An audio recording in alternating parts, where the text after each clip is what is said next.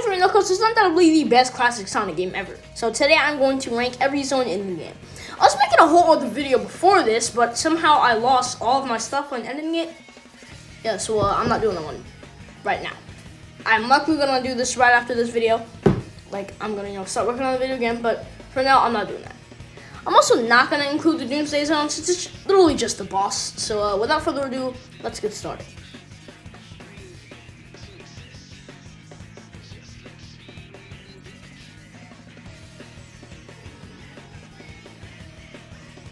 Hidden Palace Zone. You probably expected a zone like Marble Garden or Carnival Night to be at this spot, but trust me, I have my reasons for putting this at the worst spot possible. It's simply just because, objectively, just the most boring. There's a few springs, a few rings, and you fight Knuckles, but there's really not much to it. 12. Carnival Night. The most infamous for the Barrel of Doom. But seriously, if you know what you're doing, this barrel is very easy to deal with. But if I'm being honest, this stage, just in general, being a carnival level, just doesn't make me expect it to be good. Like, it's a carnival stage. What else can I say? 11. Marble Garden. Here is one of the most hated zones in the game. I'm not gonna have much to say about this one either. It's just, I don't know what to talk about for the most part. There's these little spinach holes that'll make you go really fast throughout the stage, and even break some specific walls, but really there's not much. It's got a few gimmicks that come specifically with this stage, like the ring ropes that Sonic will hold on to, then for it to pull him up, and these spinning wheels that you have to spin dash on. That actually returned in Sonic 4 Episode 2. They're not in much levels. I think it's actually only in like 1 or 2. I like the music, but it's not the most interesting or good in general. 10. Sky Sanctuary. Here's yet another so-called zone that only has one act.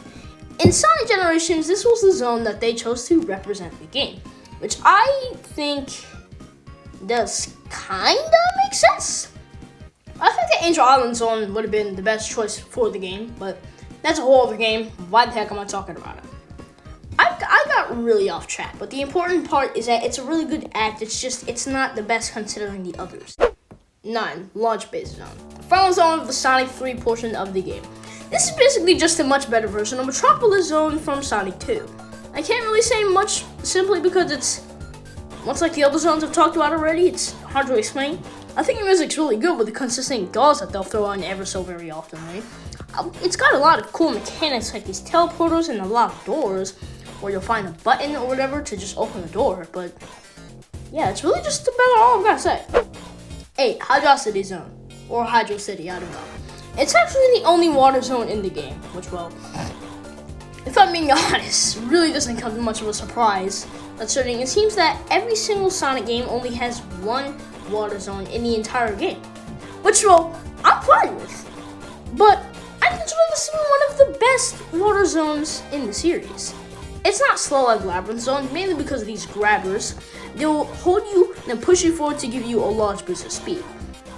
I still prefer Aquatic Ruins from Sonic 2, and I still think Tidal Tempest from Sonic CD is actually still really good, and might actually, in my opinion, have a chance of being better than this zone. But this one is, again, really good. There's a lot of secrets to discover, mainly big rings and also some monitors that most of the time either have invincibility, the bubble shield, and lastly the speed shoes.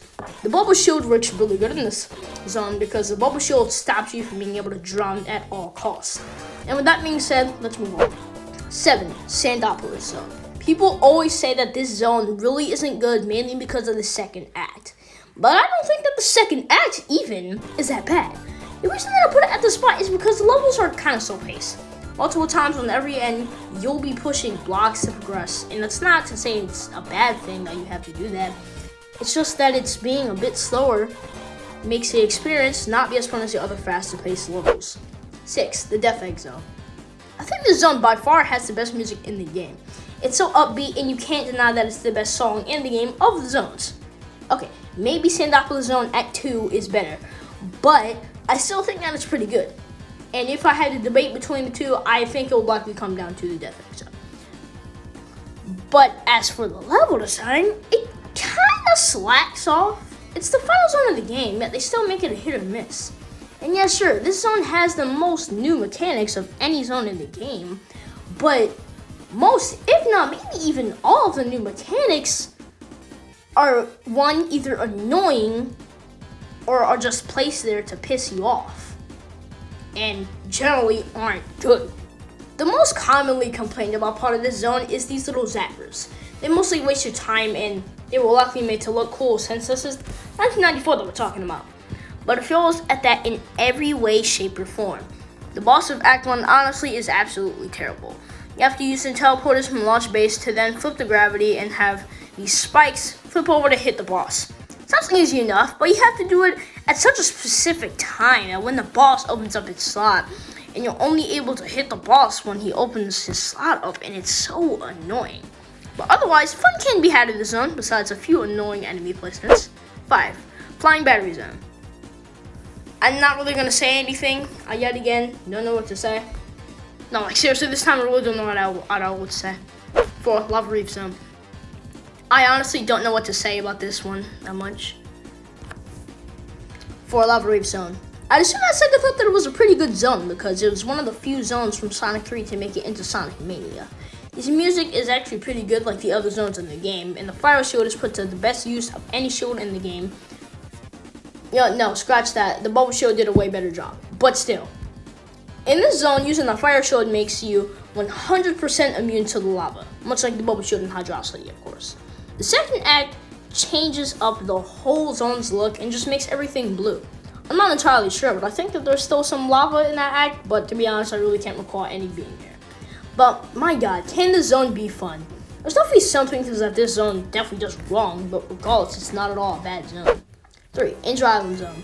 This is the first zone that you'll play in the game, and it does a really good job teaching you that you can find giant rings by exploring. You're literally forced into one. You have to be aware of it. And hey, if you played Sonic 2 and you're aware of being able to turn super, then you should go get all the emeralds, and you'll, well, likely not be surprised. Now you know that you can break the game like Sonic 2. And it's not like Sonic 1 where you have very few chances to get into the special stages.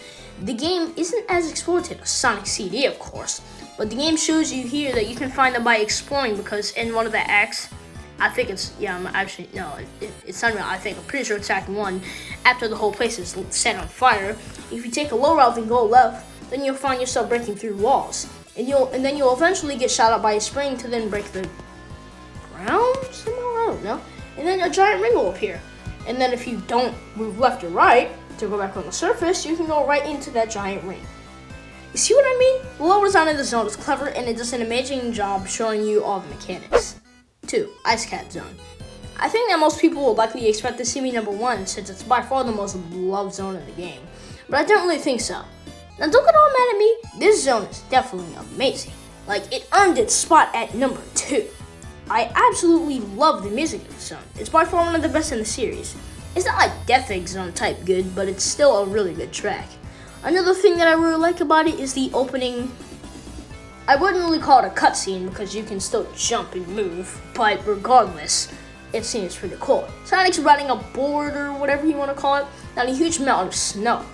I know it obviously doesn't really have a purpose because it was just added there to look cool.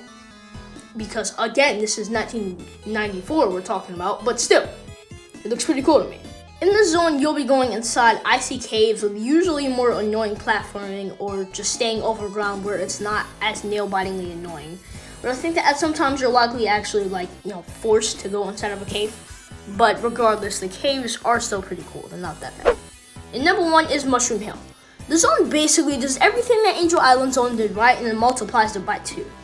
A great job introducing the player to the mechanics. This is the first zone of the game and the Knuckles portion of the game? Check. Hides the giant rings in the good secretive places? Check. Has banger music? Check. Is generally just an amazing zone? Check.